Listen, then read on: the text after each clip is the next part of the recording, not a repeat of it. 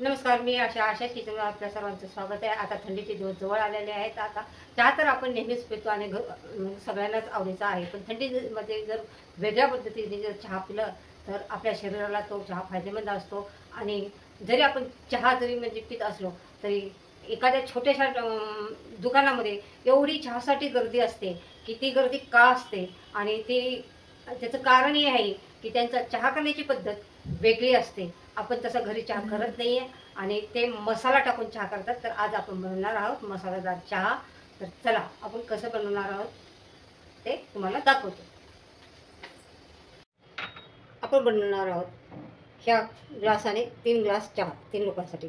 त्यासाठी पहिले काय करणार आहोत, आपण 3 ग्लास पाणी घेणार आहोत आणि मोजून 3 ग्लास पाणी घेणार आहोत. परफेक्ट 3 ग्लास पाणी भरलेलं आहे. आणि आता हे पाणी चांगलं आपल्याला उकळून देणार आहोत. असं चांगलं बॉईल होऊन द्यायचं आहे आपल्याला हे पाणी. आता तिकडे पाणी गरम होत आहे, बॉईल होत आहे, तोपर्यंत आपण घेणार आहोत हे अद्रक घेतलेला आहे. बघा, पाऊण इंच, अर्धा ते पाऊण इंचाचा तुकडा आहे आणि ते आपल्याला चांगलं टेचायचं आहे. अद्रक कधीही खिसून टाकायचं नाही. अद्रक नेहमी आपण टिचून टाकायचं. आपण काय करतो, अद्रक खिसून टाकतो आणि त्याच्यामुळे चहाची चव अशी वेगळी लागते, म्हणजे चांगली लागत नाही, असं कडसड लागते. आणि अद्रक टेचल्यानंतर आपल्याला त्याच्यात टेचायच्यात 2 हिरवी इलायची आणि त्याच्यानंतर तुम्हाला एक दालचिनीचा तुकडा घ्यायचा आहे, छोटासा घ्यायचा आहे आणि तो पण याच्यामध्ये टेचायचा आहे. आता पाणी बॉईल झालेलं होत आहे आपलं. बघा, आपलं पाणी बॉईल झालेलं आहे. आता आपण हे टेचून घेतलेलं हे सगळं अद्रक हे त्याच्यामध्ये पाण्यामध्ये टाकायचं आहे आणि त्याला चांगलं बॉईल होऊन द्यायचं. 2-3 मिनटं आपल्याला चांगलं बॉईल होऊन द्यायचं आहे. पाण्याला कलर सोडलेला आहे.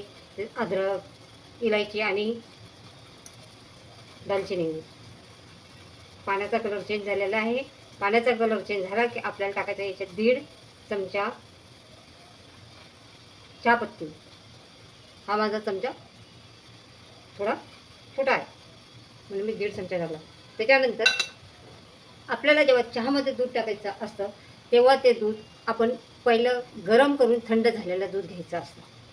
आता हे चांगलं उकळून द्यायचं आहे आणि गरम करून रूम टेम्परेचरचं दूध आपल्याला टाकायचं आहे. फ्रीजमधलं डायरेक्ट दूध टाकायचं नाही. आता चहा चांगला बॉईल झालेला आहे. आता आपल्याला याच्यामध्ये टाकायचे आहे. आता हे चमच्याने मी हे 3 चमचे साखर टाकत आहे. साखर थोडीशी हे होऊन द्यायची आहे. चहा आणि साखर तुम्ही बरोबर टाकले तरी चालते. मी एका मिनिटाच्या फरकाने टाकलेली आहे. तर त्याच्यानंतर आपल्याला आता 3 ग्लास पाण्याला आपल्याला हा 1.5 ग्लास दूध टाकायचं आहे.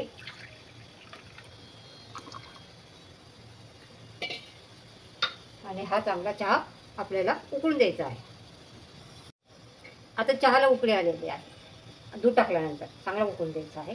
त्यानंतर आपल्याला हे असं सारखं हलवायचं. 1-2-3 मिनटं चांगला असा हा चहा खालीवर खालीवर खालीवर करायचा आहे. याच्यामुळं कसं असतं, सगळा चहा म्हणजे चहापत्तीचा आणि जो आपण अद्रक, इलायची, दालचिनी टाकला त्याचा सगळा फ्लेवर ह्या चहामध्ये उतरतो, म्हणून त्यांचा चहा टेस्टी लागतो. हे कारण आहे. आपण काय करतो, उकळलं की लगेच चहा गाळतो, झाला आपला चहा तयार. चहा उकळला की आपला चहा रेडी झालेला आहे. तर तसा आपण हॉटेलमधले किंवा टपरीवरचा चहा असा उकळून उकळून उकळून जास्त उकळला जातो. त्यामुळे त्या चहाची टेस्ट वाढली जाते आणि ते चहा आपल्याला टेस्टी लागतो. अशा प्रकारे आपला चहा तयार झालेला आहे. बघा, याचा कलर पण किती छान आलेला आहे. मस्त रंग आलेला आहे, घट्ट झालेला आहे. जसा टपरीवरचा चहा असतो तसा मला पण आवडतो. असा बाहेरचा कधी कधी चहा प्यायला, स्पेशल चहा. आणि आम्ही असाच चहा पित असतो. चला, आपला चहा तयार झालेला आहे. आपण आता हे चहा गाळून घेऊया.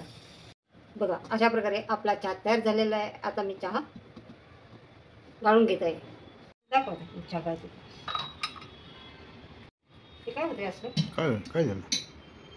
ते चहा पत्ती पडते.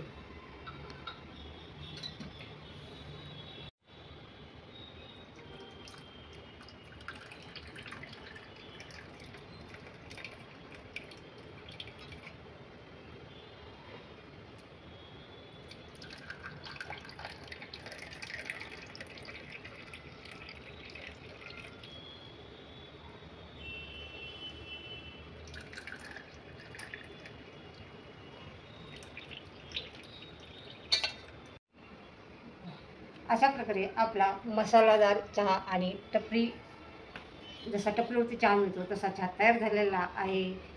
आणि अशा प्रकारे तुम्ही हा चहा करून बघा. आणि ह्या चहासाठी स्पेशल हा चहा पिण्यासाठी ह्या ग्लासामध्येच, काचेच्या ग्लासातच म्हणजे असं चहा प्यायला खूप मस्त वाटतं आहे. आणि अशा प्रकारे अशाच किचनच्या रेसिपी पाहत राहा, लाईक करा, सबस्क्राईब करा, कमेंट करा. पुन्हा भेटू नवीन रेसिपी घेऊन. चला बाय.